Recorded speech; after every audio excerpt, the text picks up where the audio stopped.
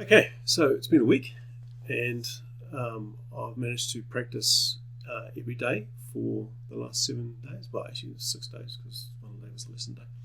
And I managed to get in the 20 minutes that Jane wanted. She said 15 to 20 minutes per day, so that's all been good. Hasn't been too much of an effort to do that, so I'm pretty pleased about that. I've been working through pages 1 to 11 of this book, which is what Jane recommends for just starting out. And I got through to page 11 after about 4 days, and then I went back and started over again, and I'm currently working through to page 9. The difficulty I had with the pieces was mainly about trying to get the timing right. You know, the beat, the time signature 4/4. So 1, 2, 3, 4.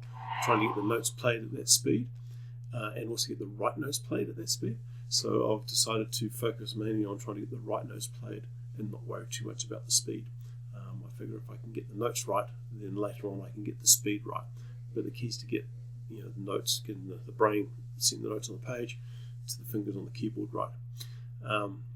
So that's been my major difficulty, trying to overcome that. I've come up with a few strategies for that.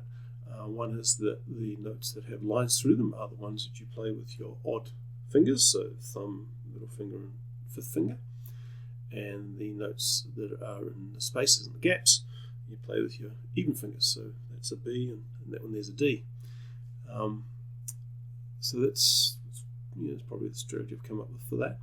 I only came up with that a couple of days ago, so it's early days on that one. And the other thing that was a major issue for me this week is comfort with my wrist. So when I've got my finger on thumb on middle C like that, you'll see I've got an angle here like that. That's called ulnar deviation, and really your wrist should be like that. Well, more specifically, according to a book that Jane's got me to read, when you rotating your wrist, you should be rotating it around this finger, and a lot of people rotate it around the thumb, and it's the rotation action which causes you to have strain in your wrist. It's not actually the fact that you've got your wrist like that, because that is apparently okay, but it's not okay, but it's not that big deal as long as you don't have a lot of it. It's more of a problem as to how you got there, because it's about how the two bones in your arm rotate around each other. So the ulna stays. The ulna is this bone here along this side, and your radius is the bone along that side. And it's about how the radius rotates over the ulna. And so when you want to rotate your wrist, you need to be rotating it that way, as opposed to rotating it that way around your thumb. So that's been the key thing to pick up this week, and hopefully that will make life a bit easier for me in terms of being able to keep doing practice.